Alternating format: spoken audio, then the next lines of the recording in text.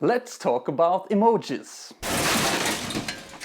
The organized sets of symbols we all now have on our smartphones and other devices was first introduced on Japanese mobile phones in the late 1990s, and we can clearly see its Asian heritage in many of its symbols. It became a worldwide phenomenon after it was introduced on the iPhone and soon after on Android.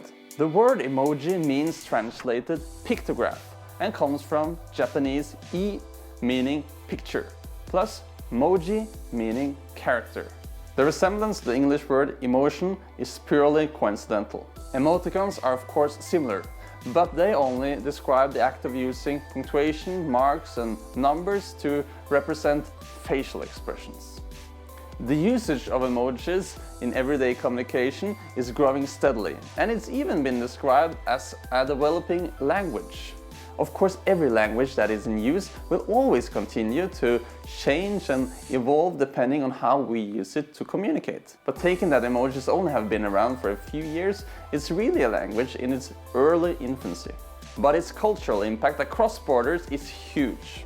For instance, Oxford Dictionary declared the emoji "face with tears of joy" the 2015 word of the year. As words in every language might change its meaning over time, so also is the case with emojis. An interesting example of that is how Americans use the eggplant emoji. The American Dialect Society actually declared the eggplant emoji to be the most notable emoji in their 2015 Word of the Year vote. If you're not up to date on American texting culture, I might as well explain to you that the eggplant emoji is used as a symbol for a phallus. A weird eggplant looking phallus, I guess. Wow. Did not think I would say the word phallus that many times in a row.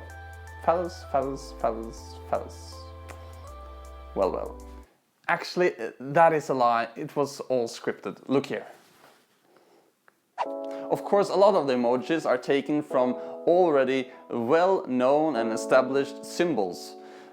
Take the yellow smiley face emojis, for instance. They share an undeniable resemblance to the well-known yellow smiley face.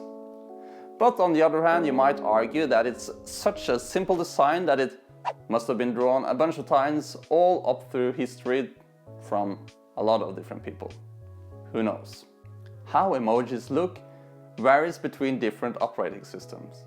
But there's actually a foundation called Unicode who is keeping track on all the differences and trying to influence the different companies to make the emojis appear as much alike as possible between platforms. They also try to influence which new changes should be made, with the most notable being that we now have different skin colors to choose from, and different family constellations. Some upcoming emoji additions might be more female emojis in traditionally male-dominated areas, such as farmer, researcher, industrial worker, to promote equality between the genders.